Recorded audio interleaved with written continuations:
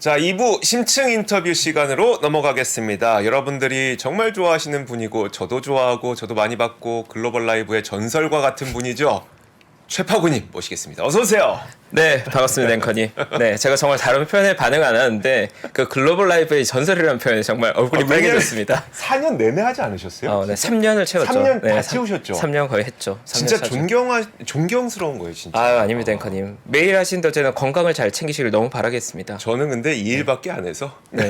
최파고님은 본업 하시고 저녁에 와서 이거 하시고 본업 하시고 하니까 힘들었잖아요. 그렇죠. 전 이것만 하니까. 네, 새벽 5시 반에 일어나려 힘들었습니다. 그러니까 네, 고생 너무 많이 하셨습니다. 힘든 1년이었어요. 그래도 행복했습니다. 그렇죠. 네.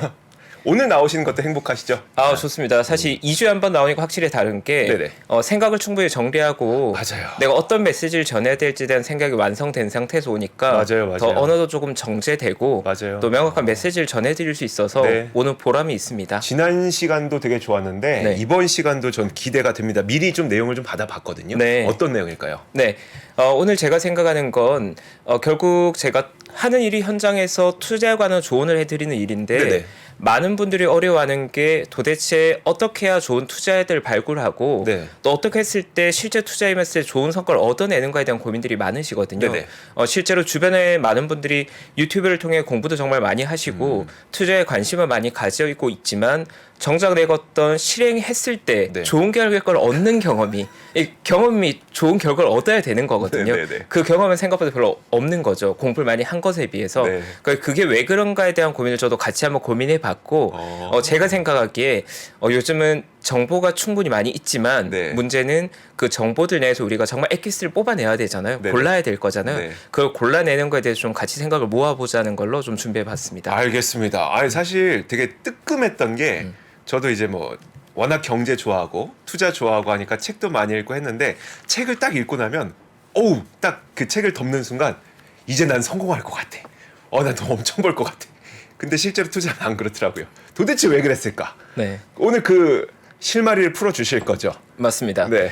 언제나 투자 세계가 어려운 게 이론과 현실의 간극이 있고 네. 그 간격을 조금 좁히기 위해서 우리가 고민해 봐야 될 거에 대해서 네네. 제가 한번 준비해 봤고요. 자료 같이 한번 보시죠. 보시죠. 네. 아우, 나 너무 기대된다. 아니, 안 그래도 댓글에 책 읽고 실행하는 게 제일 좋다고 하는데 이게 실행 단계에서는 똑같이 하더라도 그 무슨 차이인지 모르겠는데 성과가 내가 원하는 그런 건 아니더라고요. 어쨌든 본격적인 이야기를 한번 들어보도록 하겠습니다. 뭐부터 볼까요, 한번? 네. 일단 제가 오늘 자료의 제목은 투자 아이디어의 평가라고 한번 잡아봤고요. 투자 아이디어. 이제 요즘 많은 분들께서 사실 제가 보기에도 과거에 비해서는 여의도 현업의 굉장히 뛰어난 펀드 매니저나 현직 애널리스트 또 현업에 있는 프라이빗 뱅커 같은 뛰어난 실력자들이 모두 다 유튜브라는 플랫폼에서 나와서 네. 많은 정보를 공유하기 때문에 지금은 정보가 없어서 투자를 못한다는 절대 아니거든요. 맞아요. 그럼 투자자에게 중요한 건 그 수많은 정보들 중에서 어떠한 것에 내가 집중해야 될 것인가 네. 또 어떠한 투자 아이디어가 나와 맞는지를 가려내야 되는 건데 그래서 제가 감히 제목을 투자 아이디어의 평가라는 제목으로 달아봤고 네. 저도 같이 고민하는 단계로 한번 해봤는데 첫 번째 고민은 기대 수익률에 관한 질문입니다. 네, 우리가 어떤 투자자들을 만나게 되면 일단 그 투자자를 평가할 때 우리는 그것을 이게 어떠한 성격의 투자인지를 판단해야 됩니다. 네. 그러니까 하이 리스크 하이 리턴인지 아니면 어느 정도의 제한적인 리스크인데 수익률도 조금 제한되어 있는지 그래서 투자 아이디어의 속성을 평가할 때 첫 번째는 일단 수익률에 대한 기대를 가지게 될 건데 만약 앵커님이라면 네. 이러한 선택지가 세 가지가 있다. 네. 기대 수익률 70%, 20%, 그 가운데 50%가 있다. 어떤 아이디어를 선택하시겠습니까? 저 여기서 솔직한 이야기 되게 많이 하거든요. 네. 오늘 또 한 가지 말씀드리면 그 MTS 우리 가입하거나 할 때 그 위험도 조사 하잖아요. 저 초고위험 나옵니다. 네. 그러시군요. 네. 약간 그러니까 저는 기대 수익률이 뭐 말하자면 C인 거죠, C. 네. 야수의 심장을 역시 가지고 계셨군요. 네. 여기서 이제 딜레마인 게, 네. 저 같은 경우에 사실 도곡동과 대치동, 강남에 그래도 요지라고 할 만한 곳을 12년간 프라이빗뱅크로 일을 했지만, 제가 만난 대부분의 고객분들은 이미 경제적인 자유를 이룬 분들이 대부분입니다. 그렇겠네요.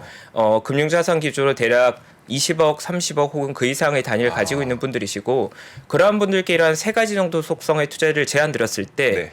적어도 제가 만나본 고객분들은 놀랍게도 한 열에 한 9분 정도는 저런 A 유형의 기대 수익률 기준 20% 혹은 한 10% 중후반 정도의 투자를 가장 선호하시거든요. 네네.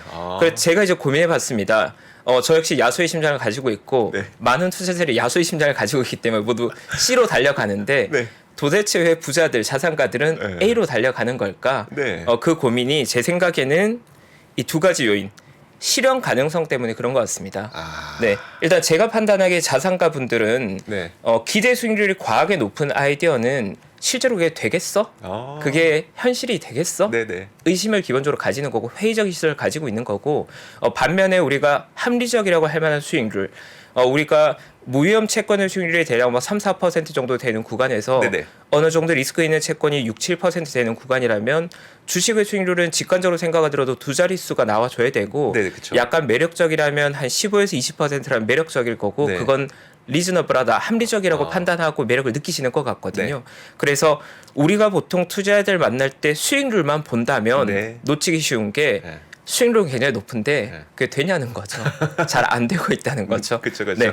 그리고 우리가 실제로 만나는 투자자들을 입체적으로 표현해 보면 높은 수익률, 지나치게 기대값이 높은 아이디어들은 네. 실제로 그게 우리가 수익률로 보답되는 가능성이 조금 낮다. 그런 약점을 좀 가지고 있는 게 보편적이고 네. 반면에 투자 아이디어가 굉장히 높은 확률로 실현된다면 기대 수익률이 조금 낮은 건 어느 정도 감내해야 되는 게 보편적으로 우리가 만나게 된 투자 아이디어라는 거죠. 물론 예외적으로 현실화될 가능성도 굉장히 높은데 네. 수익률이 기대값도 굉장히 높은 아이디어가 있습니다. 그런 걸 만나면 당연히 강하게 베팅을 해야 될 건데 네. 그러한 아이디어들은 보통 일반적인 시장보다는 네.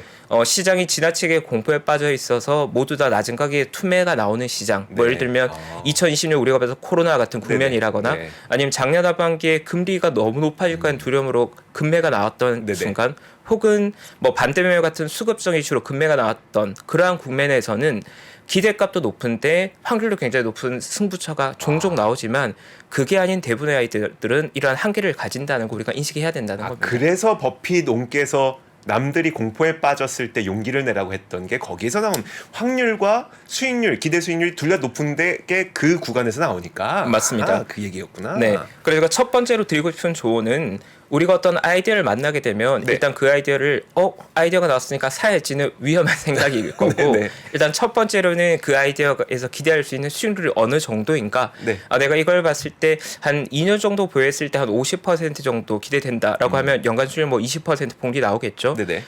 그런데 문제는 그게 실현 가능성이 있을까? 어떠한 조건들이 충족했을 때 이게 가능할까에 대한 고민을 해야 되는 거고 네네. 그걸 이 정도의 단순한 차트로 비교해 봐야 된다는 거죠. 그게 C의 성격인지 매우 하이 리스크하고 하이 리턴한지 아니면 A처럼 수익률이 약간 제한적이지만 그래도 무조건 먹을 게 있다라고 하는 건데 네네. 장점은 A 같은 성격의 투자 아이디어는 거액을 베팅할 수 있고 좀처럼 지지 않기 때문에 제가 만난 보편적으로 거액 자산가들 혹은 투자의 경우에 많은 투자자들은 의외로 A 같은 유형의 투자 아이디어를 더 잘 활용한다는 겁니다. 아니 나도 바꿔야 되나? 이건 왜 난 초고위험이야. 네. 네. 물론 솔직히 고백하면 저 역시 야수의 심장이기 때문에 C의 상당한 매력을 느낍니다. 네네. 보통 C 같은 아이디어를 저희가 보통 굉장히 섹시한 아이디어라고 하고 그렇죠, 그렇죠. 저런 섹시한 아이디어가 사실 결과까지 좋기는 조금 어렵다. 보편적인 시장에서는 그걸 좀 유념해야 될 것 같습니다. 알겠습니다. 네. 알겠습니다. 그래서 제가 그 결론을 원페이지로 정리해봤고 네. 제가 나누고 싶은 아이디어는 우리가 많은 투자자들을 만나게 될 겁니다. 특히나 작년의 시장 우리가 생각해 보면 매크로 이슈가 우리를 너무나 괴롭혔기 때문에 좋은 투자 아이디어가 있어도 그게 실제로 시장에서 제대로 워킹하지 않았습니다. 네. 그게 왜 그러냐면 금리의 변동성이 너무 컸고 그 과정에서 기업들의 멀티플이 너무 급변했었고 네. 실적이 30% 40% 성장한 기업들도 멀티플이 그 이상으로 꺾이면서 주가가 내리는 시장이었기 때문에 네네. 투자 아이디어에 대한 고민 자체가 무효했습니다. 시장에 대한 판단이 더 중요했고요. 하지만 올해는 조금 다르다고 저는 봅니다. 네. 작년에 비해서는 금리의 변동성은 확실히 줄어 있고 네. 방향성에 대한 예측은 아직 어렵지만 그 변동폭은 분명히 작년보다는 작을 것이고 올해는 분명히 기업의 실적이 우상향하거나 매력적인 성장이 나온다면 아마도 주가에도 그게 반영되는 1년이 될 것 같거든요. 네네. 그렇다면 우린 반드시 많은 투자자들을 공부하고 또 그 투자자들을 나의 포트폴리오에 녹여내야 되는데 아이디어를 보고 바로 사지 마시고 네네. 이 세 가지 정도는 체크하자. 첫 번째, 기대 수익률이 어느 정도 레벨인가? 합리적인 수준의 기대 수익률을 가지고 있는가? 네. 그리고 두 번째 체크할 건 그게 실제로 실현되기까지의 조건들이 까다로운가 아니면 그냥 이건 가는 건가?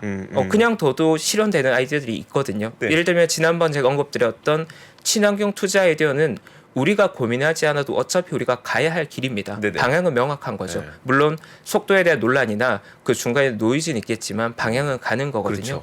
그렇죠. 그리고 마지막으로 제가 하나 더 첨언하는 게 그 투자 아이디어가 매우 매력적이고 기대 수익률이 예측 가능하고 실현 가능성도 높지만 중요한 건 나와의 핏이 잘 맞아야 된다고 저는 생각을 합니다. 그래서 네. 이해 가능성이라는 단어를 한번 써봤고요. 네. 근데 이 세 가지 중에 저는 그래요. 실현 가능성이나 이런 것들은 공부하면 좀 알게 될 것 같아요. 뭐 이제 업계 분들도 만날 수 있고 막 하니까.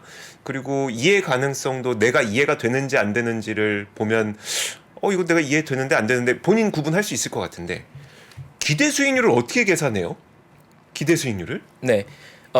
우리가 투자를 할 때 네. 보통은 어떠한 투자자들을 만났을 때 그 투자 포인트가 있을 거잖아요. 네네. 그 투자 포인트의 성격이 무엇인가를 봐야 합니다. 예를 들어서 이 기업의 실적이 작년 대비해서 한 30% 정도 더 좋아진대라고 하면 네. 우리가 기대할 수 있는 기대값은 얼마냐면 30% 정도 레벨이 될 거고요. 그렇죠, 그렇죠. 반면에 이 기업이 어떠한 오해로 인해서 멀티플이 할인되어 있다. 네. 예를 들어서 이 기업의 산업 평균 밸류는 멀티플 15배, 네네. 퍼 15배 거래되는데 이 기업이 어떤 오해가 생겨서 지금 멀티플 9배 거래되고 있어. 근데 알고 보면 시장의 오해였어라고 하면 그건 멀티플 9배가 15배로 복원될 거니까 네네. 기대 수익률을 50%로 가져갈 수 있겠죠. 그런 식으로. 네. 그래 만약 내가 어떤 투자자들을 만났는데 이거는 내가 잘 모르겠는데 10배 갈 것 같아라고 하면 사실 그건 제가 느끼기에는 나의 포트폴리오에 편입하기엔 좀 리스크할 수 있다. 네네. 왜냐하면 내가 충분히 이해하지 못하고 있는 거거든요. 그러니까 역설적이지만 내가 어떠한 투자 아이디어의 기대 수익률 값을 추정할 수 없다면 네네. 그 아이디어는 나의 능력 범위 밖의 아이디어일 가능성이 높고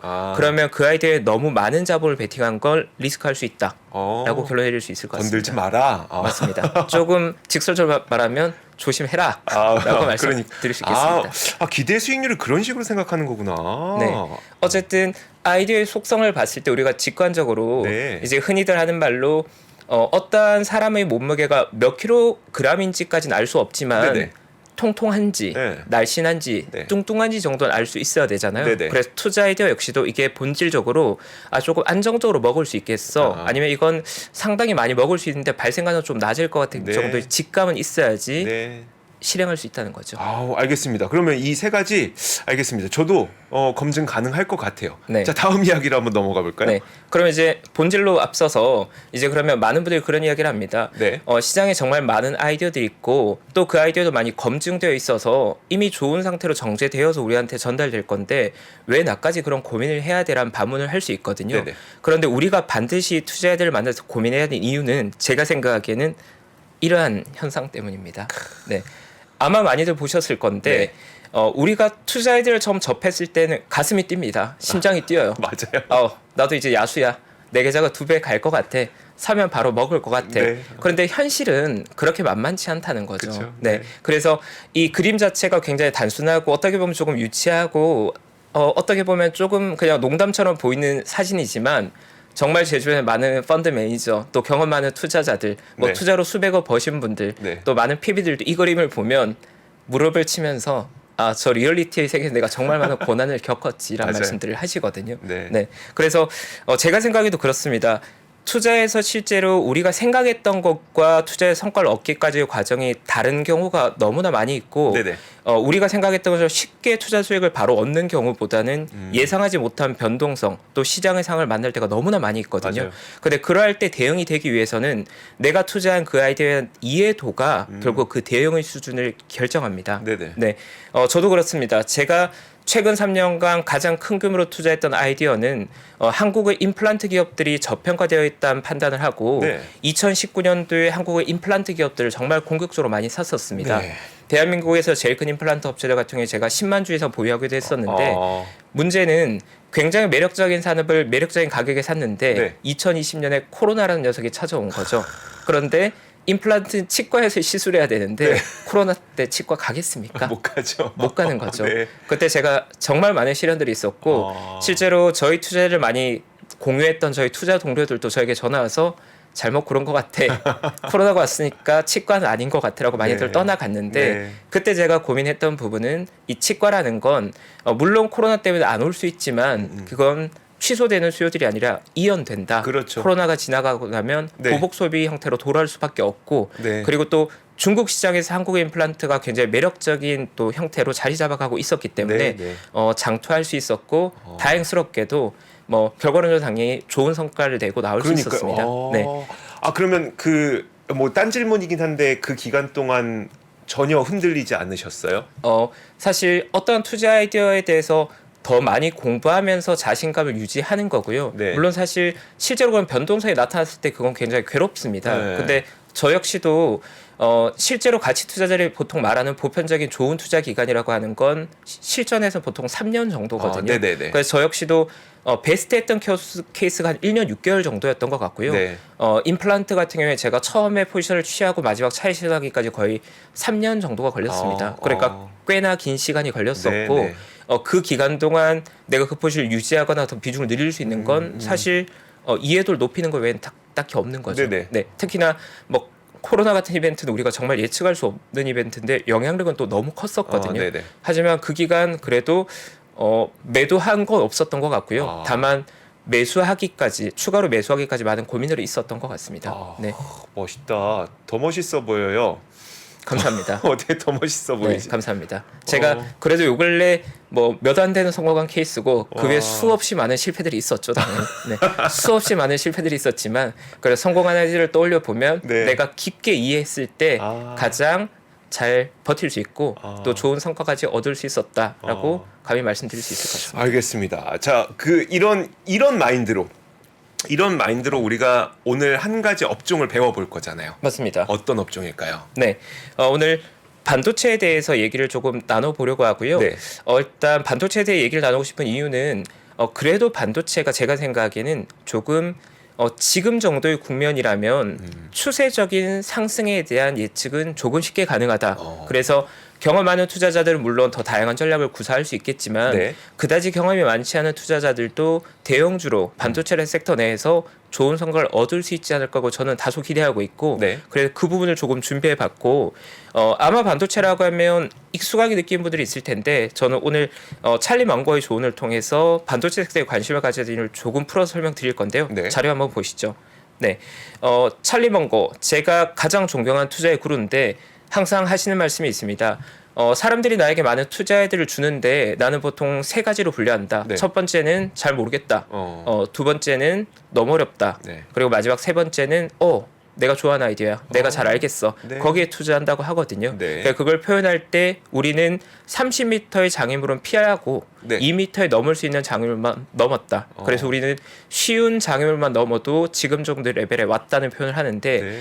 투자 아이디어라는 게 꼭 너무 희귀하거나 아주 특별하거나 아주 유니크하거나 그럴 필요가 없다는 말씀을 드리고 싶고 우리는 항상 30m 높이를 넘으면 내가 10배를 벌 것 같아서 저걸 어떻게든 넘어보려고 하다가 실패하는 거네요. 30m와 2m가 있으면 언제나 2m 너무 쉽잖아. 30m 넘을게 하고 사고 나죠. 그렇죠. 네. 그런 거구나. 다리 다칩니다. 네. 2m 넘어야 돼요. 위험합니다. 네. 30m 그냥 피해가고. 멋있다. 맞습니다. 그리고 제가 또 굉장히 존경하는 이제 구루 중에 한 명의 피터 린치 역시 비슷합니다. 네네. 나는 정말 많은 투자를 했지만 그 투자 대부분은 성공적인 투자는 2분 브리핑. 강아지나 네. 아이들에게 2분 만에 설명할 수 있을 정도 아이디어가 나는 좋았다. 그렇다면 난 투자를 이해하고 있는 거더라고 하는데 제가 오늘 준비한 내용 역시도 반도체 업종은 사실 어렵게 깊이 들어가면 한도 끝도 없이 굉장히 어렵지만 맞아요. 크게 본다면 네. 직관적인 아이디어를 많이 얻을 수 있는 산업이거든요. 그래서 조금 준비해봤고 네. 그 주제를 아시아 반도체 그 제목을 인공지능의 시대라고 한번 잡아봤습니다. 네. 최근에 아마 2023년이 되고 인공지능이 굉장히 또 뜨거운 감자가 되면서 뭐 엔비디아니 뭐 인공지능 관련주들이 굉장히 폭발적으로 올라가고 있습니다. 네. 근데 제가 이제 조심스럽게 말씀드리는 건 사람들은 지금 구글과 마이크로소프트의 경쟁을 바라보고 있지만 네. 투자의 기회로 봤을 땐 그 외적인 영역에서 더 많은 기회가 나올 수 있다고 저는 생각을 합니다. 왜냐하면 저도 마이크로소프트와 구글을 굉장히 선호하지만 덩치가 너무 크다는 거죠. 네. 그리고 그들이 만들어내는 성장이 전체 매출액의 인공지능 부분이 성장을 가속화시키기 이미 네. 너무 매머드기 때문에 그거보다 약간은 더 매력적인 아이디어를 우리가 발굴할 필요가 있고 물론 깊이 들어갔을 때는 다양한 아이디어가 있겠지만 저는 우선 볼 수 있는 건 메모리 반도체 그리고 파운드리라고 부르는 비메모리 반도체 생산하는 아시아 반도체 기업들의 지금 상당한 기회가 만들어지고 있는 게 아닌가라는 아이디어를 조금 전하고 싶습니다. 네. 보면은 이제 사실 이 챗 GPT를 통해서 인공지능이 활발하게 됐을 때 지난 밤사이 엔비디아에서도 얘기를 했던 것처럼 우리 것밖에 쓸 게 없다. 젠슨 왕이 그랬잖아요. 우리 거밖에 쓸 거 없어. 너희 딴 거 못 쓸걸? 이 얘기를 너무 자신 있게 했었잖아요. 그것처럼 여기에 들어가는 메모리 그리고 거기에서 비메모리를 만들어주는 파운드리. 자, 과연 어떤 기업들에 대한 이야기로 연결될까요? 네. 일단 한번 보면 아시아 반도체라고 하면 보통 우리가 직관적으로 한국을 대표하는 기업 또 네. 대만을 대표하는 기업이 떠오를 겁니다. 네. 저 역시 그 기업들에 대한 업데이트를 조금 드리고자 하고 최근에 우리가 조금 눈여겨봐야 될 것은 반도체의 재고가 작년 4분기에 굉장히 높은 수준에서 유지되고 있었습니다. 네. 특히나 3분기에 우리가 이례적인 수준의 반도체 재고를 봤었고 4분기에 그 재고 레벨이 소폭 내려오긴 했지만 여전히 반도체 업종을 뚫을 때 다들 우려하는 건 재고가 너무 많이 쌓여 있다가 네. 첫 번째 우려이거든요. 근데 조금 의외인 건 작년 4분기 실적 발표에서 TSMC 리뷰가 있었는데 네. 그 TSMC의 IR에서 Q&A가 굉장히 공격적인 멘트들이 있었습니다. 뭐였냐면 우리가 바라보는 건 2022년도 3분기에 굉장히 높아졌던 재고가 4분기에 일부 조정됐고 네. 최근에는 우리가 생각한 것보다 너무나 빠르게 재고가 소진된 영역도 일부 있다. 네네. 그래서 우리는 2023년 하반기가 되면 재고가 상당히 큰 폭으로 줄어들 거에 대한 확신을 가진다라는 표현을 썼거든요. 그러니까 컨빅션이 있다는 표현을 썼거든요. 그 부분은 우리가 시장에서 예상한 것과 다소 다른 부분이고 보통 일반적으로 경기 침체 국면, 경기가 안 좋아지는 국면에서는 반도체에 대한 수요는 줄어드는 게 정상적입니다. PC가 됐던 우리 모바일 폰이 됐던 가전이 됐던 이러한 것들이 내구 소비재의 성격을 가지기 때문에 수요가 딜레이 되는 게 보편적인데 네네.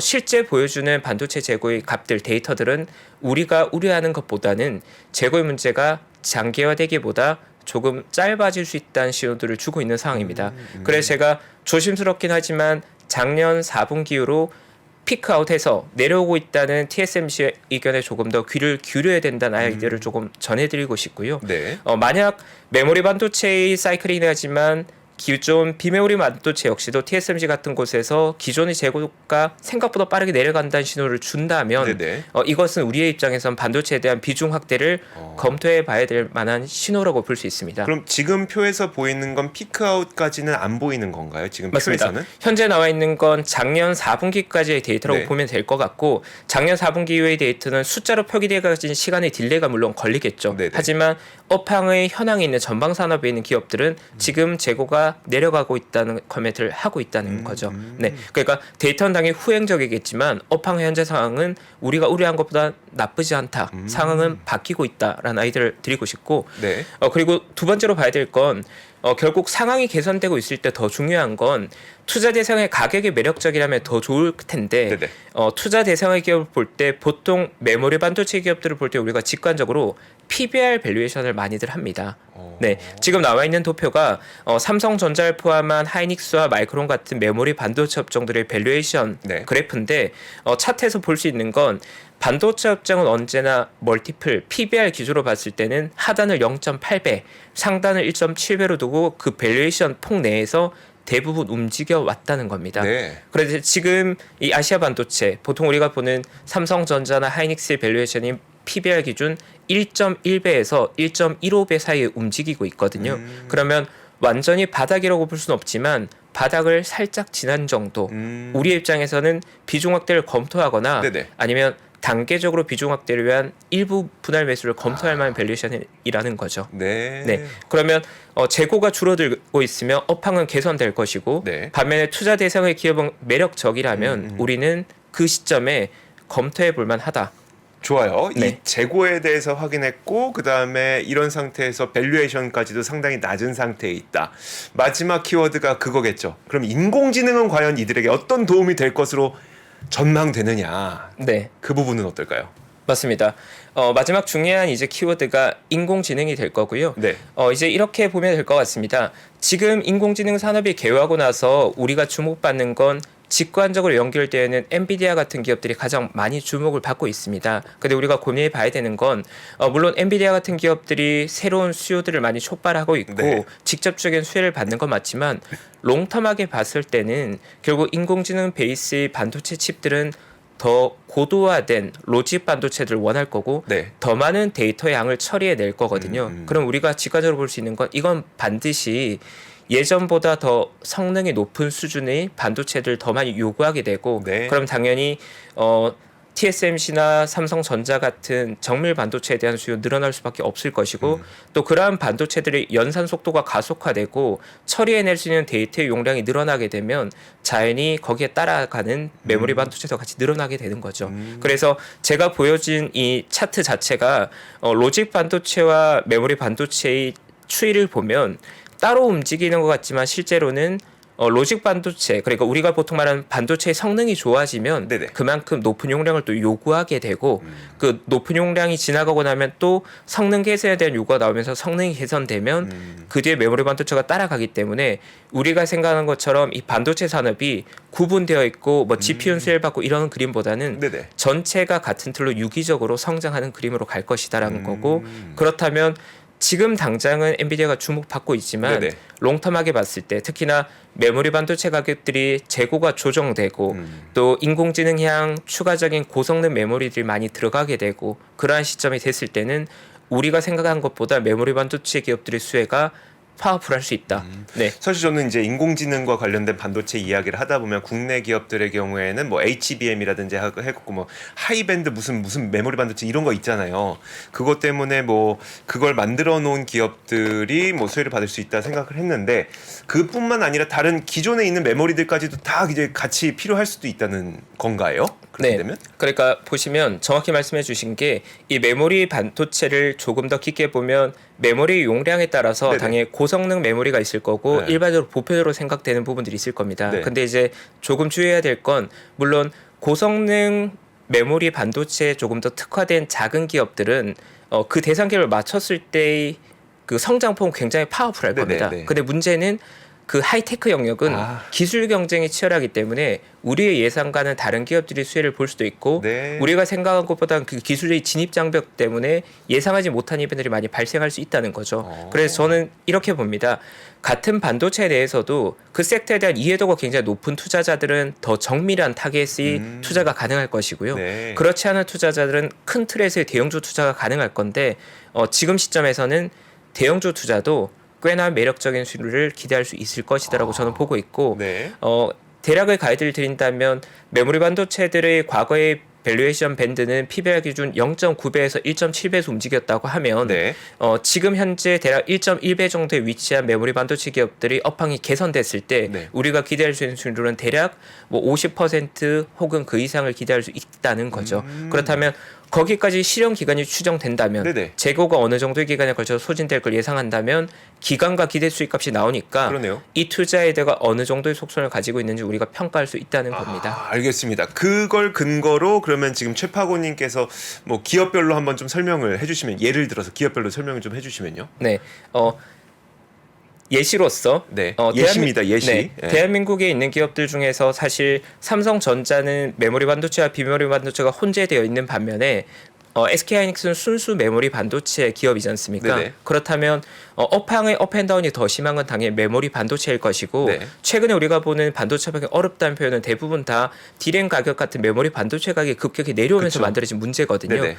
그렇다면 그 가격이 많이 내려온 이유는 재고가 지나치게 쌓였고 네. 그 재고를 지나치게 세일즈에서 파는 과정에서 재고를 소진시키고 있기 때문인 거거든요. 네. 그렇다면 우리가 지금 보고 있는 덤핑 할인 같은 이벤트들이 지나가고 나서 만약 시장의 캐파가 줄어들고 지금의 가격 하락이 안정된다면 그 다음에 우리가 찾아오는 건 쇼티지, 수요에 대해서 공급이 못 따라가는 거거든요. 네네. 그러면 그 구간에서의 가격 변동성은 당연히 비메모리보다는 메모리 반도체의 가격 변동폭이 더 클 거고 기대값은 조금 더 클 수 있다. 어허. 그래서 굳이 나눈다면 저희 판단으로는 아시아 반도체 기업들 전반적으로 매력적인 밸류에이션이지만 그 중에서도 순수 메모리 반도체 중에 조금 더 기대율이 높지 않을까라고 저는 보고 있습니다. 아, 우와. 네. 그렇게 우와. 기업에 대한 추천은 전혀 아니고요. 아, 네, 그렇게 그러니까요. 그림을 볼 수 있다는 그런 거죠. 로직이 형성될 수 있다는 거잖아요. 지금 산업적으로. 맞습니다. 오. 네, 사실 제가 오늘 30분이라는 제한된 시간 내에 네. 투자애들 평가하는 방법을 일단 말씀드리고 네. 또 그 샘플로 되는 투자자들 말씀드리다 보니 네. 이 두 가지 주제를 30분에 풀어내도록 굉장히 빠르게 달려왔지만 네. 결론은 조금 쉬운 투자에 베팅해도 먹을 게 있을 때가 많이 있는데 네. 저희 눈에는 현재 한국과 대만의 대형 반도체 기업들이 네네. 지금 정도 타이밍이면 조금 쉽게 먹을 수 있는 국면이 아닌가라고 근데 저는 보고 있습니다. TSMC 이거 뭐 자료, 그러니까 표 하나 준비해 주셨던데 네. TSMC도 지금 그러면 그런 구간이에요. 왜냐하면 꽤 많이 올라왔던 걸로 저는 기억을 해서. 네, 사실 TSMC가 저점 대비 가격이 올라온 것 같지만 네. 자료에 제가 차트 한번 준비해 봤는데요. TSMC는 보통 비메모리 반도체 쪽이다 보니까 멀티플을 사용할 때 퍼로 많이 평가하는데 네네. 현재 PER 기준 사실 이제 겨우 13배입니다. 아. 그러니까 물론 업황에 따라서 수익의 변동성이 크기 때문에 지금은 수익이 좀 감소되고 있고 멀티플이 높은 수준을 못 받고 있지만 네네. TSMC 역시도 롱텀하게 봤을 때는 비싼 밸류라고 보기엔 조금 어렵다고 볼 수 있을 것 같고 그리고 아까 전에 얘기해놨던 국내에서 가장 큰 대형 기업인 삼성전자 같은 기업들도 멀티플 기준으로 보면 PBR이 1배 초반이라면 네. 과거의 밸류에이션 밴드로 봤을 때 상단보다는 하단에 상당히 가깝다라고 볼 수 있을 거고요.